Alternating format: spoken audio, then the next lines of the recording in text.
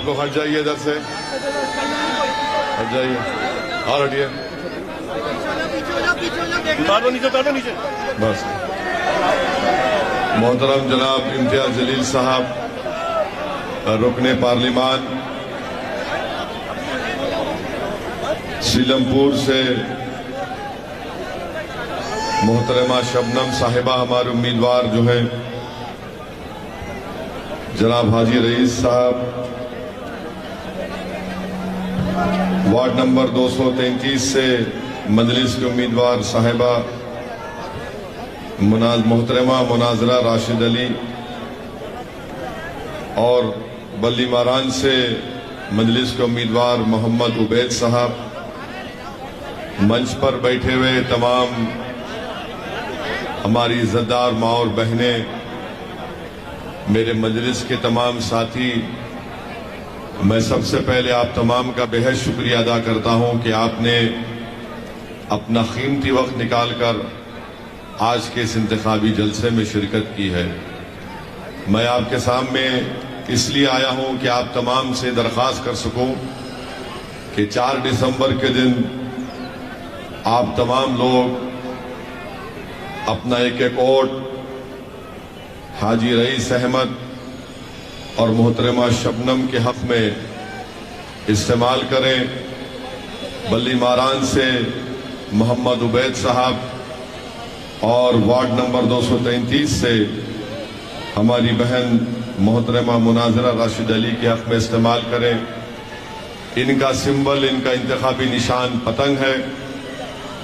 आप तमाम से मेरी ये गुजारिश है कि मजलिस इत्तेहादुल मुस्लिमीन को मजबूत करिए, और याद रखिए इस बात को मैं फिर से दोहरा रहा हूं कि भारत की राजनीति में सिर्फ उसी को सुना जाता है जिसका कोई नुमाइंदा जीत कर जाता है।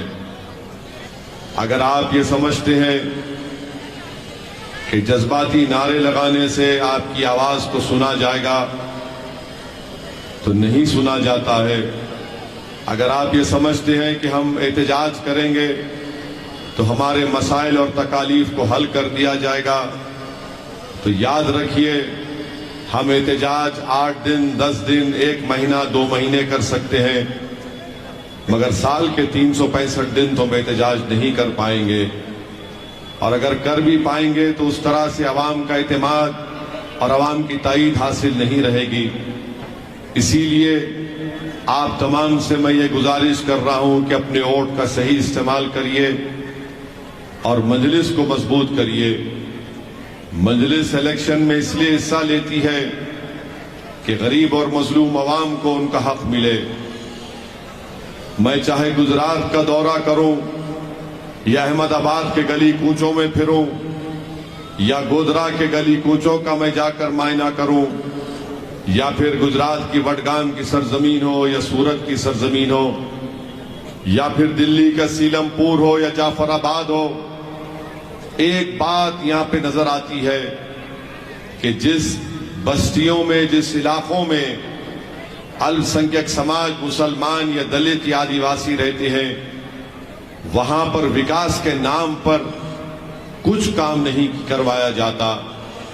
वहां पर खुली मोहरियां नजर आएंगी, वहां पर गंदगी नजर आएंगी, वहां पर कचरे के अंबार और पहाड़ नजर आएंगे, साफ पीने के पानी का कोई इंतजाम नहीं, वहां पर बच्चों की तालीम के लिए स्कूल नहीं, वहां पर बीमारों के लिए इलाज के लिए डिस्पेंसरी अस्पताल नहीं।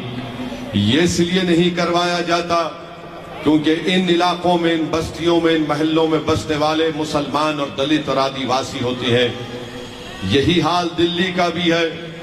तो इसीलिए हम आपसे अपील करने आए हैं कि इन तकालीफ को अगर आपको दूर करना है तो आपको यहां से हाजी रईस अहमद के हाथ को मजबूत करना है, ताकि आपके इस वार्ड में, सीलमपुर में ये डेवलपमेंट के काम करवाए जाएं।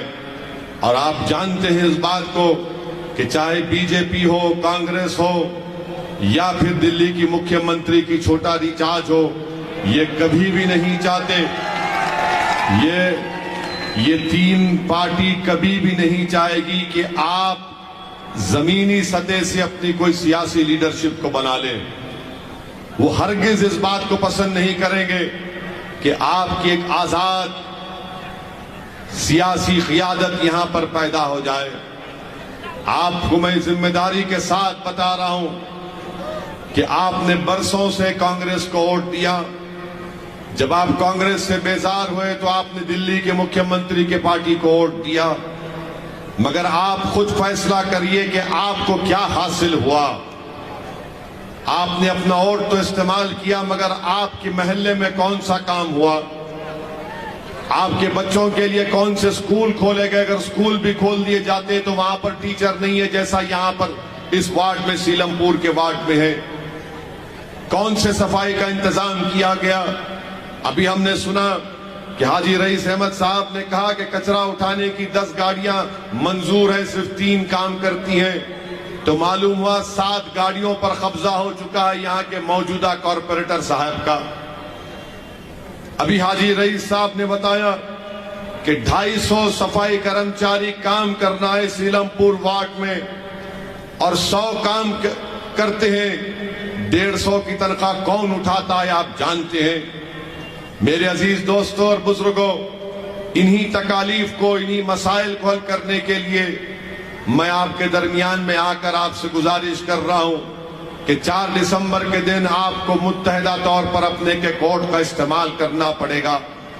जब तक आपकी लीडरशिप पैदा नहीं होगी, आपके तकालीफ हल नहीं होंगे। वरना याद रखिए कि आप जिस तरह से पिछले 50 साल से कांग्रेस को वोट देते आए, आपने कांग्रेस से आप बेजार हुए क्योंकि कांग्रेस ने आपको धोखा दिया, तो आपने दिल्ली के मौजूदा मुख्यमंत्री को वोट दिया। मगर आपकी लीडरशिप कहां है? कोई कहेगा कि नहीं, दिल्ली के मुख्यमंत्री की पार्टी में भी लोग जीत कर आते हैं, मगर वो गूंगे और अंधे बनकर बैठते हैं। उनको इस बात की इजाजत नहीं है कि दिल्ली के मुख्यमंत्री के साथ खड़े होकर उसकी आंख में आंख डालकर कहे कि तुमने जुल्म किया है, तुमने झूठ बोला है तबलीगी जमात के बारे में। इतना बड़ा झूठ तबलीगी जमात पर इल्जाम लगा दिया गया। पूरे मुल्क में जब कोविड शुरू हुआ तो सबसे पहले अगर किसी ने कोविड के दौरान में जब लोग तड़प रहे थे, मर रहे थे ऑक्सीजन के लिए, अस्पताल के बेड के लिए, तो ऐसे वक्त में दिल्ली के मुख्यमंत्री ने सारे देश में अपना जहर उगला और कहा कि कोविड अगर फैल रहा है तो तबलीगी जमात से फैल रहा है। यही मुख्यमंत्री था। नहीं, थाली मारना नहीं है, थाली मारने के लिए नहीं कह रहा हूं, ना तुम्हारे से दाद हासिल करने के लिए कह रहा हूं। मेरा मकसद यह है कि जब आप यहां से उठकर जाएंगे तो एक सोच और फिक्र लेकर जाएं। जिस दिल्ली के मुख्यमंत्री ने तबलीगी जमात को बदनाम किया, मुसलमानों को बदनाम किया, और जब कोविड की लिस्ट जारी की जाती थी तो उसमें एक तरफ कहा जाता था कि इतने कोविड के पेशेंट हैं, बाजू लिखा जाता था तबलीगी जमात सुपर स्प्रेडर से इतने पेशेंट बढ़ गए। और पूरे मुल्क में, पूरे वतन अजीज में मुसलमानों को शक की निगाहों से देखना शुरू कर दिए लोग। अरे ये दाढ़ी वाला है, ये बुर्का पहनने वाली है, इससे कोविड फैल रहा है। नफरत बढ़ गई, कई लोगों पर हमला हुआ, इलाज नहीं हुआ, और उसका तमाम की तमाम जिम्मेदारी मौजूदा दिल्ली के मुख्यमंत्री पर आयद होती है। अब जब हम ये बयान करते हैं तो दिल्ली के मुख्यमंत्री के चमचे बोलेंगे, देखो ओवैसी भड़काऊ भाषण दे रहा है। मैं भड़काऊ भाषण नहीं दे रहा हूं, सच्चाई को बयान कर रहा हूं। आप जानते हैं, सारी दुनिया ने देखा उसको। फिर उसके बाद दूसरी तरफ आप चले जाइए, आप देखते हैं कि जब दिल्ली में फसादात हो रहे थे, दिल्ली में नफरत की आंधी बढ़ चुकी थी, ये दिल्ली का मुख्यमंत्री बजाय जाता लोगों से अपील करता कि भाई नफरत की आग को कम करो, हम इस देश के बाशिंदे हैं, हम भाई हैं, ये आग नहीं फैलनी चाहिए। कहां गया? गायब हो गया। और कहां जाता है? महात्मा गांधी के राजघाट पर जाकर अपने मंत्रियों को लेकर आंख और मुंह बंद करके बैठ जाता है। जनता के घर जल गए, लोग मर गए, दिल्ली का मुख्यमंत्री गायब, रूपोश, कहीं पर नजर नहीं आया।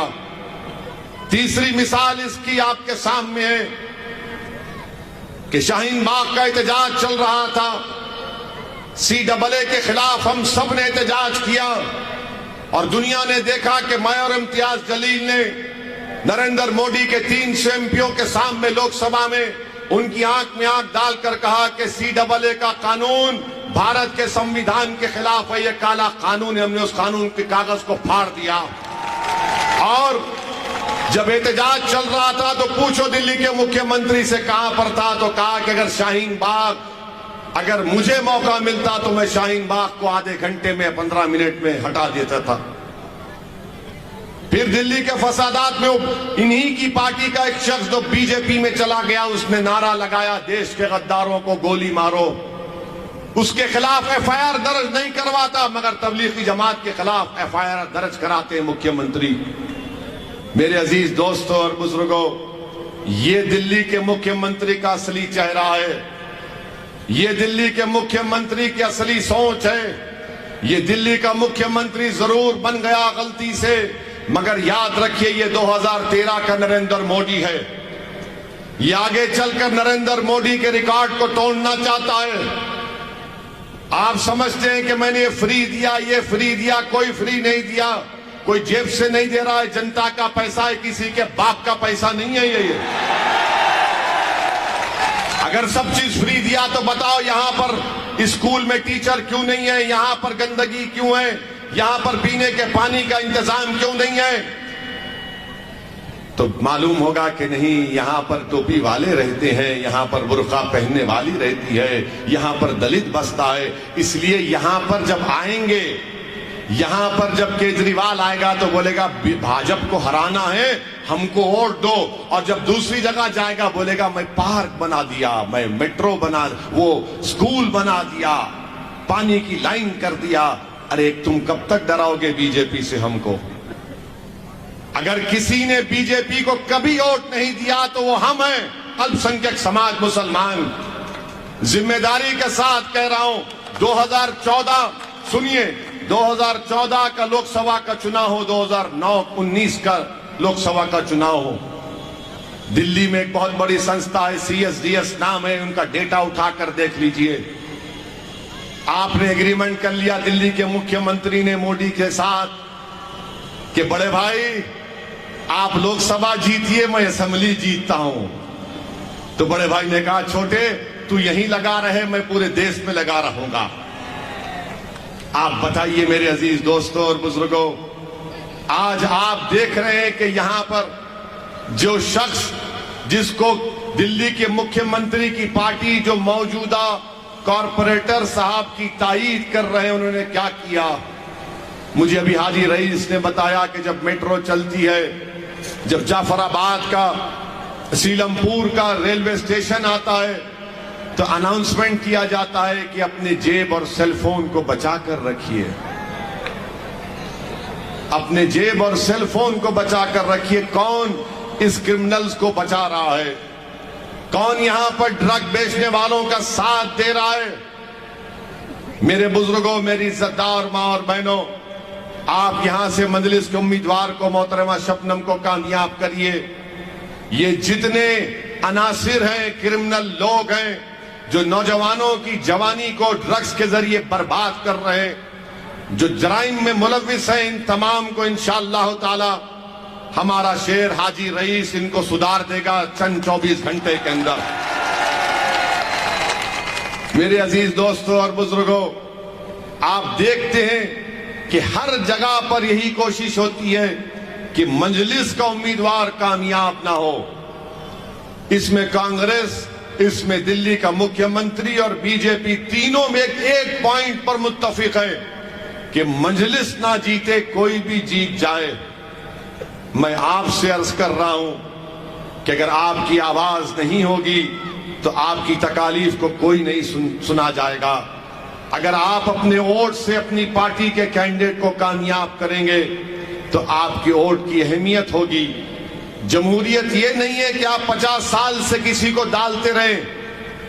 हम बीजेपी को हराने के लिए वोट डालते हैं तो कांग्रेस को वोट डाला, बीजेपी नहीं रोक पाए। फिर हमने कांग्रेस से तंग हो गए तो इनका साथ दिया, तब भी भाजपा जीतती है। आप बताइए फिर आपकी वोट की अहमियत और कीमत क्या है? हाँ, आपके वोट की कीमत बढ़ेगी जब आप मुत्तहदा तौर पर पतंग के निशान पर बटन लगाएंगे दिल्ली के एमसीडी के चुनाव में। और मुझे यकीन है कि आप इंशाअल्लाह ताला अपना एक वोट का सही इस्तेमाल करेंगे। याद रखिए कि असदुद्दीन ओवैसी की जज्बाती तकारीर से कोई तब्दीली नहीं पैदा हो सकती। अगर तब्दीली पैदा होगी तो आपके सियासी शऊर के बेदार होने से पैदा हो सकती है। अगर जमीन पर इनकलाब पैदा होगा तो आपके मुत्तहदा पतंग के निशान पर वोट दबाने से होगा। अगर आप ये समझ रहे हैं कि हम ओवैसी को सुनने आए हैं तो सुन के क्या फायदा, उस पर अमल भी तो करना पड़ेगा। सुनकर क्या फायदा, उस पर अमल करना पड़ेगा 4 तारीख के दिन। हाँ, मैं पुकारता रहूंगा जब तक अल्लाह जिंदा रखेगा, मैं तो आपकी लड़ाई लड़ता रहूंगा। मगर आपसे पूछना चाह रहा हूं मेरे इज्जतदार माँ और बहनों, ट्रिपल तलाक का मसला आया तो ओवैसी को बोलना चाहिए, हम बोले हैं। यूएपीए का कानून आया तो हमने उसके खिलाफ में वोट दिया। लोग बोलते ओवैसी क्या बोलेगा। CAA का कानून आया तो कहा गया कि ओवैसी बोलेगा या नहीं बोलेगा, हमने बोला। इखलाक को मारा गया, पीटा गया तो कहा गया कि ओवैसी बोला या नहीं बोला। पीलू खान को मारा गया तो पूछा गया कि ओवैसी ने बोला या नहीं बोला। यूनिफॉर्म सिविल कोड की बात आई तो आपने कहा कि ओवैसी बोला या नहीं बोला, तो हमने बोला। पार्लियामेंट में महंगाई का मुद्दा आया तो सबने पूछा कि ओवैसी ने भाषण में क्या बोला, वो देखा, हमने बोला देखो। हर मसले पर हम बोलते हैं और जो खामोश बैठे रहते हैं वो चुनाव में आकर कहते कि ओवैसी के लड़ने से फुला को फायदा पहुंचेगा। मैं आपसे अर्ज कर रहा हूं, अगर आप खामोश रहने वालों का साथ देंगे तो याद रखना मेरी इस बात को, तुम हमेशा के लिए तुमको ये लोग खामोश कर देंगे। अगर तुम लड़ने वालों का साथ दोगे तो तुम्हारी आवाज, तुम्हारी तकालीफ सारे भारत में गूंजेगी। अगर खामोश रहने वालों का साथ दोगे तो हमेशा के लिए खुदा ना खास्ता हमको खामोश कर देंगे। ये कहेंगे कि इस पर मत बोलो, उस पर मत बोलो, ऐसा मत करो, बीजेपी को फायदा हो जाएगा। बीजेपी को फायदा मुझसे नहीं हो रहा है, बीजेपी को फायदा इनसे हो रहा है। चाहे कांग्रेस हो या केजरीवाल की पार्टी हो, इनमें इतनी ताकत नहीं है कि बीजेपी को हरा सकें। और गले में सांप लाकर हमारे डालते हैं कि तुम रोको बीजेपी को। अरे अगर मैं हाथ उठाकर आज आपसे पूछूंगा कि क्या आपने 2014 में और 19 में बीजेपी को वोट दिया तो हाथ उठाओ, और अगर नहीं दिया तो हाथ उठाओ। कितनों ने नहीं दिया बीजेपी को, हाथ उठाओ। फिर कैसे जीती बीजेपी दिल्ली में? कैसे जीती बीजेपी दिल्ली में? क्या मैंने कहा तुमको आकर? समझो मेरी बात को मेरे भाई। मुझे बदनाम करो, मुझे कोई एतराज नहीं है। मुझे खत्म कर दो, मुझे कोई एतराज नहीं है। मगर तुम समझो इस बात को, आप समझो इस बात को कि आपके वोट से बीजेपी नहीं जीत रही है। कांग्रेस और केजरीवाल के वोट से मोदी प्रधानमंत्री 2 मर्तबा बन गए और गले में सांप हमारे गले में लाकर डाल दिया जाता है। अरे मरता है अखलाक है, पत्थर हम खाते हैं। बुरखे पर मसला उठता है तो बुरका कौन पहनता है? सब हम मसाइब हम पर आते हैं और फिर जब चुनाव आता है तो कहते हैं कि नहीं नहीं, ओवैसी को दोगे तो भाजपा को फायदा होगा। अरे तुम इतने चुनाव हार गए, बेगैरत हो क्या तुम लोग? ये कांग्रेस और आप बीजेपी को नहीं हरा सकते, तो मगर आप और हमारे दरमियान में आकर कहेंगे नहीं नहीं, ओवैसी की बात को यकीन मत करो। पूछो इनसे बुरखे के मसले पर क्या बोला केजरीवाल, पूछो, बुलाकर पूछो उसको, दिल्ली के मुख्यमंत्री को कि बोलो यूनिफॉर्म सिविल कोड पर तुम्हारी राय क्या है, बिल्किस बानो पर तुम्हारी राय क्या है। पूछो उससे कि बुरखे पर तुम्हारी राय क्या है। पूछो उससे कि आपके इस वार्ड में क्यों स्कूल में टीचर नहीं है, क्यों कचरा नहीं उठता। तो मुख्यमंत्री बोलेगा भैया बीजेपी को हराना है। नहीं, सुनिए, अरे मैं जिंदा हूं, जिंदा रहूंगा, मेरी बात सुनो। मैं जिंदा हूं, इंशाल्लाह जब तक अल्लाह चाहेगा जिंदा रहूंगा, और जब तक जिंदा रहूंगा तुम्हारे दरमियान में रहूंगा, तुम्हारी बात करता रहूंगा, और जब अल्लाह की तरफ से बुलावा आएगा तो तुम्हारे खंदों पर ही कब्रिस्तान को जाऊंगा इंशाल्लाह। मगर आप तो अब तो जिंदा है ना, तो जिंदगी का सबूत दो मेरे भाई। बुरखे के मसले पर केजरीवाल ने बोला कभी? हम बोलते हैं तो बोलते क्यों तुम हर मसले में बोलते रहे, क्यों नहीं बोलेंगे? भारत के संविधान में right to choice fundamental right है। पूछो केजरीवाल से बिल्किस के बारे में क्यों नहीं बोलते तुम? तो बोलेंगे नहीं, बिल्किस के बारे में नहीं बोलेंगे। उनका डिप्टी चीफ मिनिस्टर का मीडिया में बयान है कि बिल्किस के बारे में नहीं बोलेंगे, स्कूल के बारे में बोलेंगे। वो जो बिल्किस जिसकी रेप कर दिया गया था, उसकी 3 साल की बेटी थी, एक मां के सामने बिल्किस की बेटी का कत्ल कर दिया गया। अगर वो बेटी जिंदा होती तो आज वो कॉलेज में पढ़ती होगी, मगर नहीं बोलेंगे। मेरे अजीज दोस्तों और बुजुर्गों, मेरी आपसे गुजारिश है कि आप मजलिस पार्टी का एक मर्तबा साथ दीजिए। मजलिस के उम्मीदवारों को कामयाब करके एमसीडी में भिजाइए, ताकि आपकी एक सियासी ताकत नजर आए। आपकी वोट की कोई अहमियत नहीं है, याद रखो मेरी इस बात को। अगर आप समझ रहे हैं कि आपकी वोट की अहमियत है, आपकी वोट की कोई अहमियत नहीं है। अगर आप ये समझ रहे हैं कि कांग्रेस है, केजरीवाल है, कोई वोट की अहमियत नहीं है आपकी। ये दिल्ली का मुख्यमंत्री हमारे बच्चों के, छोटे मासूम बच्चों के हाथ में झाड़ू देना चाहता है। कांग्रेस इन मासूम बच्चों के हाथ को खाली रखना चाहती है, और बीजेपी हमसे हाथ नहीं मिलाना चाहती। बीजेपी हमसे हाथ नहीं मिलाना चाहती है। मेरे अजीज दोस्तों और बुजुर्गों, याद रखिए मेरी इस बात को कि आप ही को तलाश करना पड़ेगा अपने मर्ज का इलाज। आपने ये सोचा 50 साल से कि नहीं ये मेरे मर्ज की दवा है, ये मेरे मर्ज की दवा है।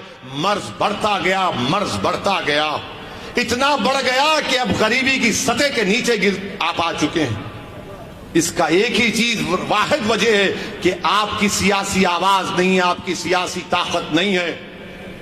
हर कोई समाज का एक सियासी लीडर है, मगर अगर आप कहेंगे कि अल्पसंख्यक समाज क्यों नहीं अपना लीडर बनाती, तो सब बोलेंगे, कांग्रेस बोलेगी, बीजेपी बोलेगी, आप बोलेगी। नहीं नहीं, इससे फिरका परस्ती बढ़ेगी। अच्छा, जो ठाकुर का लीडर होगा, जो ब्राह्मणों का लीडर होगा, जो बनियाओं का लीडर होगा, जो ओबीसी का लीडर होगा, यादवों का होगा। मगर अगर किसी का लीडर नहीं देखना चाहते तो आपका लीडर नहीं देखना चाहते। नहीं, मेरे आप सुनिए मेरी बात को। ओवैसी साहब, अरे ओवैसी क्या करेगा? ओवैसी क्या हर मर्ज की दवा है? क्या मेरे पास जादू की छड़ी है? आपके पास है जादू की छड़ी, वो वोट है। अगर आप होश के साथ इस्तेमाल करेंगे तो आप देखना, आप एक मर्तबा मजलिस के कॉर्पोरेटरों को कामयाब करो। 4 तारीख को पोलिंग करो मजलिस के हक में। मैं लिख के दे रहा हूं आपको, चुनाव यहां से जीतो। हाजी रईस को जिताओ, उबैद को जिताओ, हमारी बहन को जिताओ। 1 महीने के अंदर जनवरी खत्म होने से पहले दिल्ली का मुख्यमंत्री इस चौरस्ते पर आकर बोलेगा कि भैया माफ कर दो, ओवैसी के बातों में मत आओ। आज क्या है इनका मिजाज? ना ना, ये मुल्ला जी कहां जाएंगे? बीजेपी के डर से हमको वोट देंगे। मैं आपको कह रहा हूं, दुनिया में अगर आए हैं तो रब्बे करीम के हुक्म से आए हैं। डरना किसी हुकूमत से नहीं है। कानून सबके लिए बराबर है। बाबा साहिब ने कानून बनाया। अगर वो कानून ओवैसी के लिए, वो कानून मोदी के लिए भी है। कानून अगर एक है तो मेरे लिए भी एक है, और दिल्ली के मुख्यमंत्री के लिए भी एक है। तुम ताकत में हो तो इसका यह मतलब नहीं हो कि मेरे हक को छीन लोगे। मेरी इज्जतदार मां और बहनों, इसीलिए आपसे अपील कर रहे हैं कि 4 तारीख के दिन अपने वोट का सही इस्तेमाल करिए। और हम हमारे दलित भाइयों को पैगाम देना चाह रहा हूं, हमारे ओबीसी भाइयों को पैगाम देना चाह रहा हूं। मोदी ने रिजर्वेशन दे दिया इकोनॉमिक वीकर सेक्शन के ग्राउंड पर। याद रखो मेरी इस बात को कि एक वक्त आएगा कि रिजर्वेशन को कास्ट के ऊपर खत्म करके इकोनॉमिक ग्राउंड्स पर तैयारी कर रही है बीजेपी देने के लिए। मेरे दलित भाइयों, आप पूछो, ये दिल्ली के मुख्यमंत्री से पूछो कि तुम्हारी राय क्या है इकोनॉमिक वीकर सेक्शन रिजर्वेशन के बारे में। पूछो, कांग्रेस से पूछो। अरे बाबा साहिब अंबेडकर के ताल्लुक से बड़ी बड़ी बातें करते हो, मगर अंबेडकर के ख्वाब को चूकनाचूर कर दिए Narendra Modi economic weaker section के ग्राउंड पर रिजर्वेशन देकर। अगर मैं झूठ बोल रहा हूं तो उस जजमेंट के 2 जजेस के पैराग्राफ पढ़ लो। उन दोनों जजेस ने अपने जजमेंट में लिखा कि हम उम्मीद करते हैं कि भारत में कास्ट के ऊपर रिजर्वेशन खत्म कर दिया जाएगा। ना दिल्ली का मुख्यमंत्री बोलता है, ना प्रधानमंत्री बोलते हैं, ना कांग्रेस बोलती है। मेरी अजीज दोस्तों और बुजुर्गों, इसीलिए इन तमाम चीजों पर आपको गौर और फिक्र करके अपने वोट का इस्तेमाल करना है। बड़ी बड़ी बातें बहुत से लोग करते हैं, यकीनन बीजेपी को हराइए। अरे बीजेपी के खिलाफ हम ही तो वोट दे रहे दिल्ली के मुख्यमंत्री, क्योंकि हमने भाजपा के खिलाफ वोट दिया। हमारे बच्चे जेल में हैं। क्या खालिद सैफी जेल में नहीं है? क्या खालिद सैफी की बीवी रोते हुए वीडियो नहीं जारी की कि मेरा पति बीमार है, जेल में, उसका इलाज नहीं हो रहा है, मर जाएगा? क्या आपकी आंख खोलने के लिए काफी नहीं है कि खालिद जेल में है, उसकी पत्नी वीडियो जारी करती है इलाज के लिए, और ये दिल्ली के मुख्यमंत्री का एक मंत्री जेल में है तो उसके पैरों को तेल लगाया जा रहा है। ये तुम्हारी जिंदगी है, ये हमारी इज्जत है कि बीवी पुकार रही है अपने पति के लिए। उससे बड़ा इल्जाम दिल्ली के मंत्री के ऊपर है, ईडी का केस है उसके ऊपर, मगर उसको जेल में तेल लगाया जा रहा है। और खालिद को जेल में ले जाने से पहले लाठियों से मारा गया था। आप आज अगर आंख नहीं खोलेंगे तो कब खोलोगे? जब कयामत आओगी, जब होश में आओगे आप? कब होश में आओगे आप? बताओ मेरे को। मेरी अल्फाज अगर आपको तकलीफ पहुंचा रहे हैं तो मुझे माफ कर देना एक पागल समझकर, मगर मैं आपको अपना समझकर अपनों के दरमियान में खड़े होकर अपनी दिल की तकलीफ को बयान कर रहा हूं, सच्चाई को बयान कर रहा हूं। आज उठने का वक्त है। अपने वोट की कीमत को जानो, अपने वोट की अहमियत को जानो। अगर आप गरीब हैं, कमजोर हैं, मजलूम हैं, तो फिर वोट की अहमियत को समझो। आपको वोट को इस्तेमाल करना पड़ेगा अच्छी तरीके से। और 4 दिसंबर के दिन अपना एक वोट पतंग के निशान पर लगाइए। कामयाब करिए हाजी रईस को बल्ली मारान से, ओखला से, जहां जहां मजलिस के कैंडिडेट खड़े हैं। और उस पर भी मीडिया हमसे सवाल करता, जो छोटे रिचार्ज के चार्ज के ऊपर है। सुन लो मीडिया वाले, जो छोटे रिचार्ज के चार्ज पर काम करते हैं, तुम आकर हमसे सवाल करते हो कि आप 16 सीट खड़ा किए तो भाजपा को फायदा पहुंचेगा। अरे मीडिया वालों, कितनी मलाई खाओगे तुम छोटे रिचार्ज की? कितनी मलाई खाओगे छोटे रिचार्ज की? 250 एमसीडी की सीटें हैं, 16 हम लड़ रहे हैं, बाकी पे बोलो जीत जाओ। ये 16 छोड़ दो तो बोलेंगे नहीं, ओवैसी की पार्टी का एक भी नहीं जीतना चाहिए। मेरी इज्जतदार मां और बहनों, मेरे बुजुर्गों, मेरी आपसे अपील है कि ये लड़ाई हमको और आपको मिलकर लड़ना है। ये रास्ता आसान नहीं है, कठिन है, मगर मंजिल को पा सकते अगर जिसके पास हौसला और आजम होगा, जिसके पास जिद होगी, जिसके पास एक धड़कता हुआ दिल होगा। जो इंसान है जो देखेगा तकलीफ को देखकर उसकी आंख में आंसू पैदा होते हैं, वो जरूर मुझे यकीन है कि मंजिल को वोट देगा। हाँ, अगर कोई होगा जो ड्रग्स को बढ़ाना चाहता है, जो गुंडागर्दी को बढ़ाना चाहता है, तो वो जाएगा दिल्ली के मुख्यमंत्री के ताईदी उम्मीदवार के लिए। मगर अगर कोई शराफत चाहता है, तरक्की चाहता है, अमन चाहता है, विकास चाहता है, तो हाजी रईस का साथ देगा, मजलिस का साथ देगा। तो मैं आप तमाम से अपील करता हूं कि 4 दिसंबर के दिन सुबह के अवलीन वक्तों में आप अपने घर से निकलिए और अपना एक एक वोट पतंग के निशान पर बटन दबाकर अपने इत्तेहाद का सबूत दीजिए। क्या आप तमाम इंशाअल्लाह पतंग को वोट देंगे 4 दिसंबर के दिन? तो हाथ उठाकर बता दीजिए कि आप मंजलिस को वोट देंगे। आप तमाम लोगों को बताइए, अगर आज जितने लोग यहां पर आए, आपसे अपील है कि एक एक आदमी जो यहां पर है वो 5-5 लोगों की जिम्मेदारी ले ले, बूथ पर जाए, बूथ पर वोट डाले, जनता को, अपने दोस्त को, रिश्तेदारों को लेकर जाकर वोट का इस्तेमाल करवाए और मंजलिस की कामयाबी आपकी कामयाबी होगी, आपके इत्तेहाद की कामयाबी होगी।